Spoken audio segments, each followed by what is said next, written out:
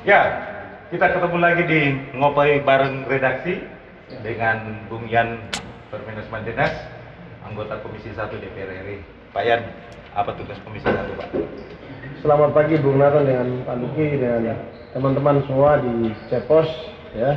Terima kasih karena di sela-sela kunjungan kami ke Papua, kunjungan kerja spesifik. Pada kesempatan ini saya ke Papua untuk memantau langsung perkembangan penanganan konflik di Kabupaten Pegunungan Bintang ya. Dan juga Bintan Jaya yang rencananya kita reschedule ke Januari. Pertama memang tugas Komisi 1 ini membawai Kementerian Pertahanan, ya, Panglima TNI, Kepala Staf Angkatan Darat, Laut dan Udara, kemudian Kementerian Luar Negeri, Kementerian Komunikasi Informatika, dan Badan Intelijen Negara. Ini mitra strategis yang ada di Komisi 1, selain ada beberapa mitra lain, karena total mitra di Komisi 1 jumlahnya sekitar 16 mitra. Ya.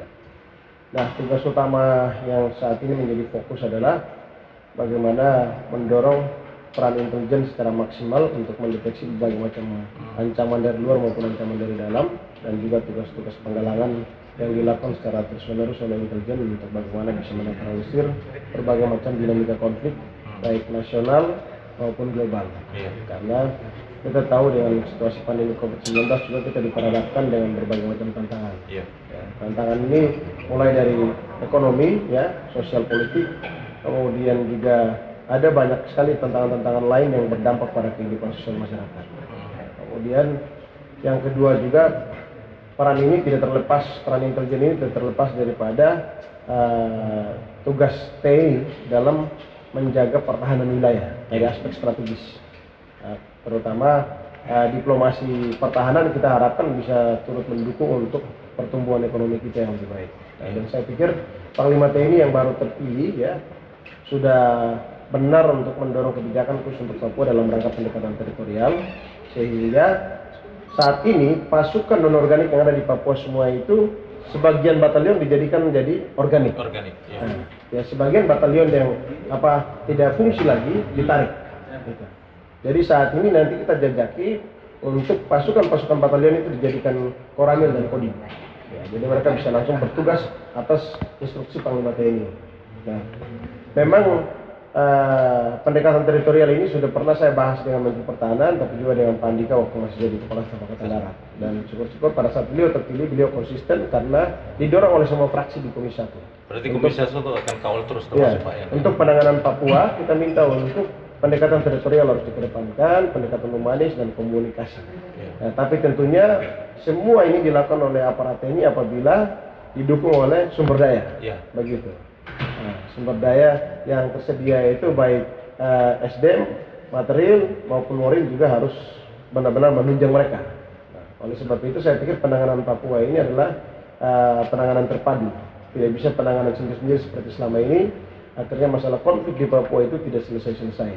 Jadi penanganan terpadu kita harus bagi mana tugas pemerintah daerah, provinsi, kabupaten, kota, dan mana tugas pemerintah pusat. Yang humanis dan komunikasi itu wujudnya bagaimana? Wujudnya adalah bagaimana lintas lembaga kementerian maupun pemerintah daerah harus mendukung peran TNI dalam menggalang masyarakat.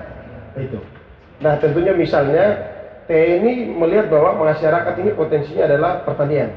Berarti Kementerian Pertanian harus mensupport tanaman, begitu, atau bibit-bibit pertanian. Baru kemudian TNI datang ke masyarakat, ajak masyarakat menanam, masyarakat bertani, begitu. Dan kalau itu potensinya mereka menanam kopi, kasih bibit kopi. Kalau menanam durian, kasih bibit durian. Nah, ini yang selama ini belum ada. Nah, kita akan dorong ke depan untuk bagaimana sinergi dan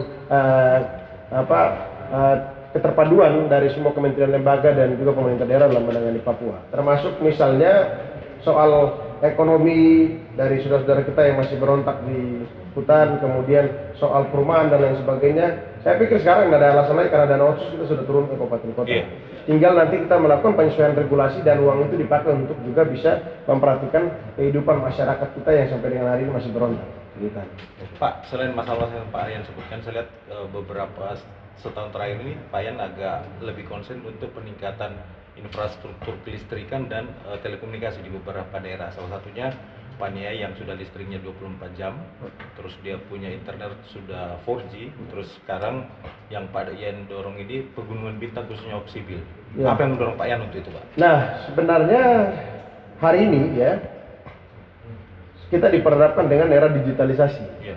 Digitalisasi ini ada dua infrastruktur utama yang harus kita bangun untuk mendukung masyarakat. Jadi bukan saja infrastruktur utama jalan, jembatan.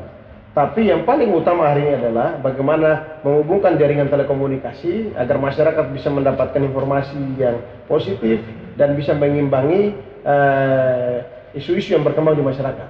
Sehingga masyarakat Papua bisa lebih terbuka dalam melihat berbagai macam kompleksitas masalah dan perkembangan yang terjadi secara luas tentang Papua, tentang Indonesia dan tentang dunia.